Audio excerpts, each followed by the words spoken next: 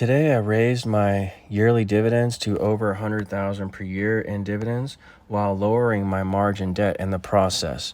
I basically sold 10K of lower yielding names and bought back 5K of higher yielding names. Let me show you how. First, if we go to my performance and value, you'll see that I'm outperforming the market. We're up 19% for the year. The Dow's up 1, the S&P's up 7, the Nasdaq's up 16. We're outperforming because we tie most of our investments to the indexes. We also use this margin leverage, which you see down here below, 255,000 in margin, to get extra income out of our plays.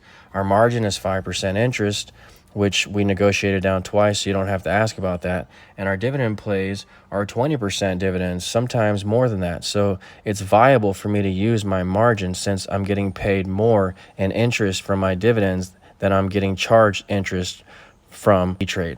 So today I saw an opportunity to lower my margin by about 5K because, again, like I told you before, I sold 10K of lower yielding names and bought back 5K of higher yielding names. And I did this because I saw dislocation in the market. I saw weakness in basic materials and oil and gas, particularly with IEP, which is the famous Carl Icahn fund. Right now it's getting beaten down from the short sell rumor. And I believe that the rumors are unfounded because Carl Icahn's going to defend his $2 distribution.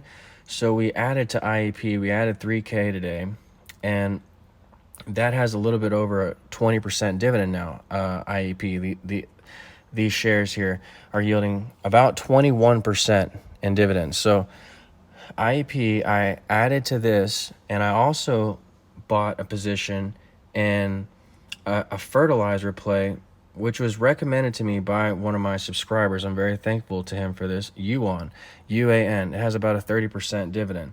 So between Carl Icahn's 20% dividend and UAN's 30% dividend, we are yielding about 25% average between those two. And I bought about 5,000 of those. I bought 2,500 of UAN today and 3,000 of IEP today. As you can see, we have 5,000 in IEP total now. We had 2,000 over the weekend. So we bought 3,000 IEP and 2,500 UAN, 500 Devon as well because it has a 10% dividend and it's also cheap. I think all basic materials are cheap actually right here. So I'm using this opportunity. I mean, look at this chart, by the way. If we go into UAN's chart, Devon looks very similar. If we go into this chart, you'll see that it's way off the highs of 140 and the yield is 32%, plus the maintenance was only 60%, and that's what really got my attention. Again, very thankful for my subscriber for bringing this to me.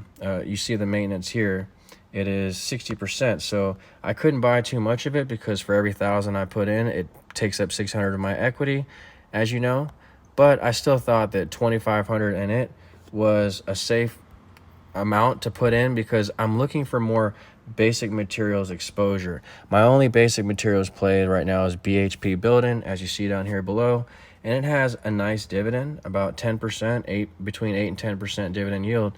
But I'm looking for more basic materials after not only do I need more exposure, but after the recent dip we've seen in basic materials, I think there's an opportunity there, a dislocation in prices. You don't want to have too much commodities exposure in your portfolio because the S&P only has about, I think, less than 10% exposure to energy and commodities. Maybe it's 5 to 10%. I haven't checked in a while. But they don't represent a large portion of the S&P, so you don't want to put a large portion of your portfolio in them either, especially your margin. If you have any questions on margin, please email me at akintodd48@gmail.com. I sell e-guides, and I also provide my phone number if you need to reach me at any time, and I can walk you through any of these steps in margin or in your portfolio, selecting certain funds and picking the proper allocations for you. So if you need help, again, email me at akintodd48@gmail.com for those e-guides. So again, we bought IEP, we bought UAN. We also, if you want to know what I sold from today, I sold 3,000 from BDJ, which is a lower yielding name here. I had 15K in it before. It's only an 8% dividend or so, so I sold 3K from that. I can also sell 2K more and get that back down to 10 if I have to, and keep all these numbers, these positions at an even 10. I trimmed a few of these as well to raise some cash. I also trimmed back PDI because PDI is a fine fund. It's a bond fund, but I didn't want to have 5,000 in it. after doing more research into its holdings, it owns a lot of non-agency mortgage-backed securities, and that's kind of real estate related. So I moved this PDI fund into my other allocations of 1,500, which have a lot of real estate funds in them, like AGNC that has mortgage-backed securities, and SLG as well. It's commercial real estate. That's our skyscraper play. So I'm comfortable with having lower amounts of money in these because they're exposed to a volatile sector, real estate, which is also a low percentage of the S&P, both real estate and oil and gas. But when you see opportunities such as you're seeing in SLG even, you have to sell some things and make way to buy these, because if you can sell 2K of a lower yielding name and buy back 1K of, let's say, an SLG, if you sell 2K of an 8% at BDJ, 8% yielder, and buy back 1K of SLG with a 16% dividend, you're getting the same income but for half the price, and you're knocking your margin debt down by $1,000 by doing that. Now, you can't just do this with your entire portfolio because, again, most of your money needs to be tied to the indexes. So you just want to have a small amount in these commodities names. They're risky, and you want to keep it at no more. You don't want to keep it at any bigger percentage than the S&P keeps basic materials and commodities at. And because after all, that's how you outperform. That's how you get this performance, is you tie everything to the indexes. And that's how I use margin and not feel scared every night, and I can sleep at night because I tie everything to the indexes. I also use options, short options to hedge and things like that. But all those tips on how I use my margin is in the e-guide. Again, email me for that if you need that.